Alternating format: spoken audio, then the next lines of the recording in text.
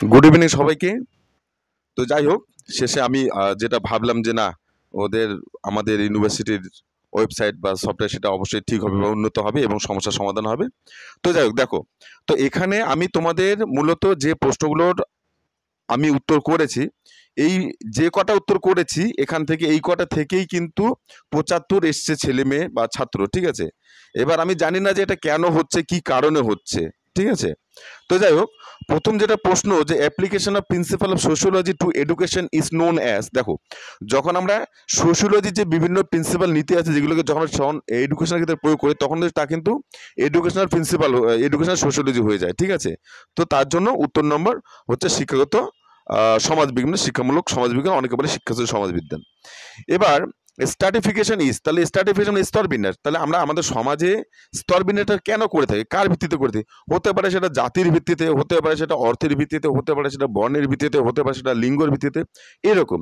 তাহলে মূলত কি দাঁড়াচ্ছে, এ ট্রেড, ট্রেড মানে হচ্ছে সংলক্ষণ, মানে বৈশিষ্ট্য অফ ইন্ডিভিজুয়াল ডিফারেন্স, অর্থাৎ এটা আমরা, এটাকে তাহলে আমরা উত্তর হিসেবে বেছে নিতে পারি, এটা আমার আমার মত থেকে, ঠিক আছে। এবং তারপরে এবার যদি আমি এবার এখানে যে অন্যান্য যদি অপশনগুলোর কথা বলি, যেমন তাহলে যে সব সমাজে পাওয়া যায়নি, তাহলে এটা সব সমাজেই থাকে কম বেশি, ঠিক আছে, তাহলে এটা অত ভুল, ঠিক আছে। এবং কেবল পৃথক পৃথক পার্থক্যের প্রতিছবি নয় বলছে, তাহলে এই ক্ষেত্রে একটু আলাদা রকম হবে। তো যাই হোক, তাহলে ওটা আমার পক্ষে একটা সম্ভাব্য উত্তর এটা।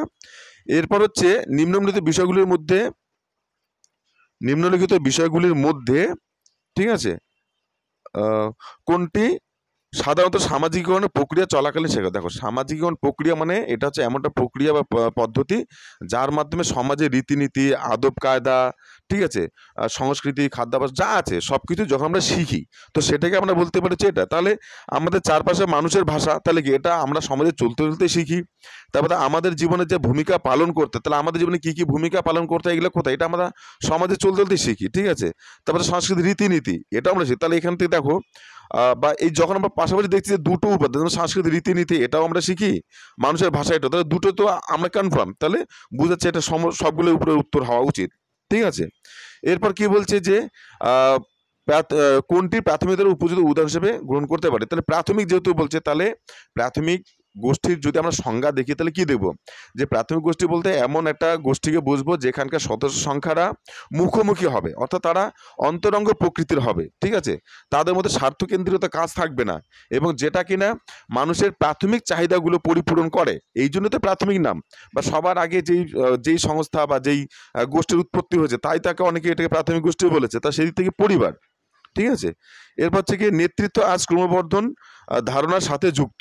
এবার এই যে নেতৃত্ব আজ ক্রমবর্ধন ধারণার সঙ্গে যুক্ত, এটাতে আমার একটু কনফিউশন আছে, ঠিক আছে। কিন্তু তবু আমি নেট সার্চ করে আমি দেখলাম যে এটার উত্তরটা কিন্তু এই রকমের হয়েছে, ঠিক আছে। মানে এই যে এটাকে অন্যদেরকে ইস্যু করা, ঠিক আছে। এরপর নিম্নলিখিত গুলির মধ্যে কোনটি আধুনিকীকরণ এজেন্সি নয়? তাহলে দেখো, বিশ্ববিদ্যালয় যে আছে, এটা বিশ্ববিদ্যালয় কলেজ, এটার জন্য আমরা কি আধুনিকীকরণ হয় এটার মধ্যে?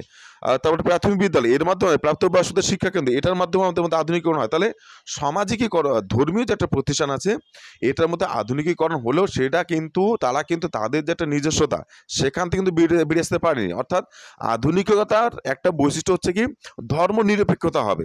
তাহলে সেখানে ধর্মের কথা যেহেতু বলতে, তাহলে সেটা অবশ্যই আমার পক্ষ থেকে হবে না।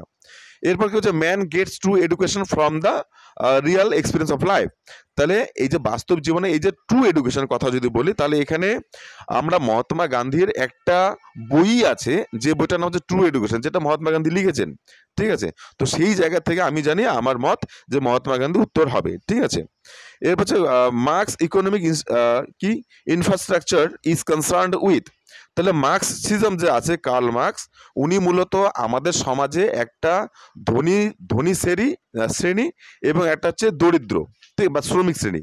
তাহলে এই ধনী এবং দরিদ্র এই দুজনের মধ্যে একটা দ্বন্দ্ব তিনি সবসময় লক্ষ্য করেন, এবং এই দ্বন্দ্বটাকে কি করে তিনি নিরসন করবেন, তার জন্য কিন্তু উনি কিন্তু পণ্য উৎপাদন এবং বিতরণ, অর্থাৎ যে পরিমাণ শ্রম করবে তাকে সেই পরিমাণে মূল্য দেওয়া উচিত। কিন্তু আমাদের সমাজে আমরা কি দেখতে পারি, যে যারা কিনা সত্যিকারে বেশি পরিশ্রম করছে, তারা কিন্তু সেই তুলনায় কিন্তু পারিশ্রমিক পাচ্ছে না।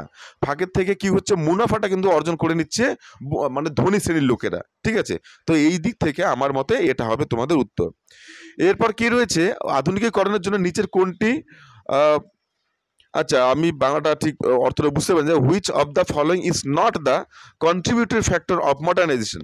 অর্থাৎ মডার্নাইজেশন যে আছে, আধুনিকীকরণ, আধুনিকীকরণ মানে কি, আমরা কি বললাম যে সব কিছু উন্নত হবে, মানুষ জীবন বাস্তবমুখী হবে, আহ, আহ, আহ, ধর্ম নিরপেক্ষ হবে, এইরকম বিষয়গুলো। তাহলে এবার এক্ষেত্রে আমি বুঝতে পারি যে হয়তো সামাজিক পরিবর্তন না হলে রক্ষণশীলতা, এই দুটোর মধ্যে একটা হবে। কেননা শিল্পের পুনর্নির্মাণ, তো এটা তো আধুনিক, এটা অবশ্যই মডার্নাইজেশন, দ্রুত শিল্পায়ন, কেন টেকনোলজি মানে ওটা বুঝতে হবে। ঠিক আছে, তো এই দুটোর মধ্যে তো এবার তখন আমি ভাবছি যে সোশ্যাল চেঞ্জ যে আছে, এই সোশ্যাল চেঞ্জ বা সামাজিক পরিবর্তন মানে আধুনিকীকরণের জন্যই কিন্তু সামাজিক পরিবর্তনটা হয়ে থাকে। ঠিক আছে, তো সেই দিক থেকে আমি ভাবছি যে হয়তো তাহলে এটা ওর সঙ্গে হতে পারে, কিন্তু রক্ষণশীলতা আমি এটা ঠিক ভালো করে বুঝলাম না। ঠিক আছে, তো আমার মতে এটাই হয়তো উত্তর হবে। ঠিক আছে, এরপর কি বলছে, all are risk factor of juvenile. তাহলে এখানে দেখো শিশু নির্যাতন, তাহলে শিশুদের যদি আমরা নির্যাতন করি তাহলে সে অবশ্যই একটা অপরাধমূলক কাজ করবে। এবার পিতামাতার অপরাধ, অপরাধ অর্থাৎ কোনো পরিবারে পিতামাতা যদি অপরাধমূলক কোনো কাজ করে, ঠিক আছে, তাহলে সেই জায়গা থেকে কিন্তু শিশুরা অবশ্যই অপরাধমূলক কোনো কিছু একটা করবে। ঠিক আছে, এরপর তারপরে কি বলছে, আহ, আবাসিক গতিশীলতা। ঠিক আছে, আবাসিক গতিশীলতা, তাহলে এই যে আবাসিক গতিশীলতা, এটাও কিন্তু তাহলে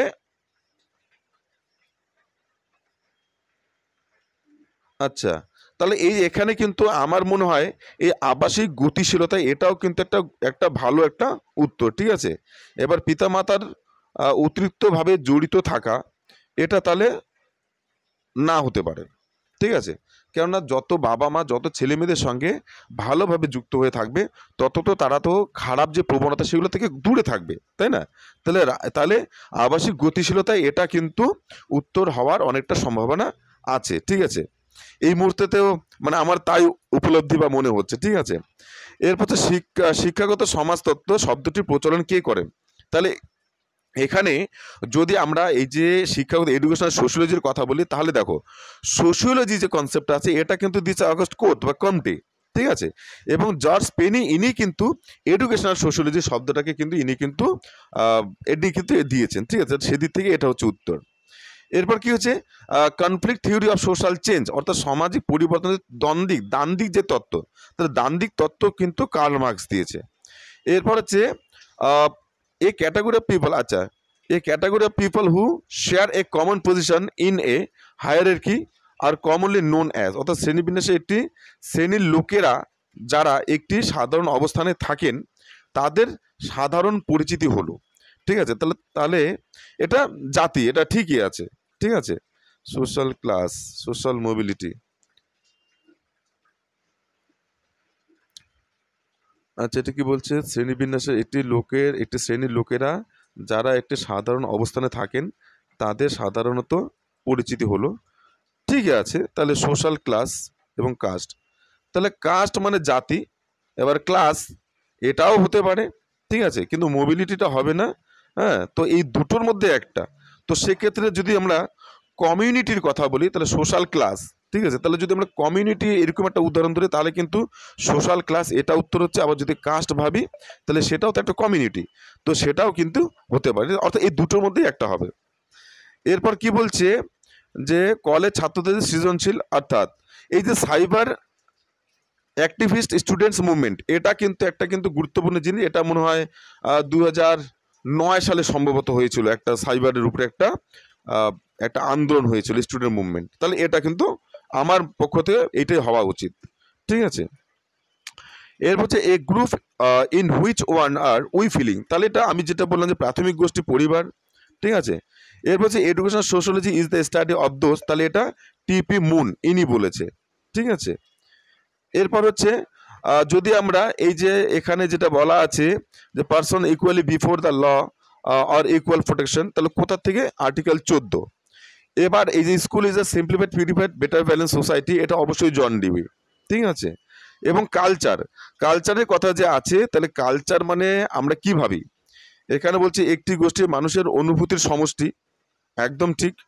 একদল মানুষের শেখা আচরণের বৈশিষ্ট্য এবং বস্তু সামগ্রী, হ্যাঁ হতেই পারে।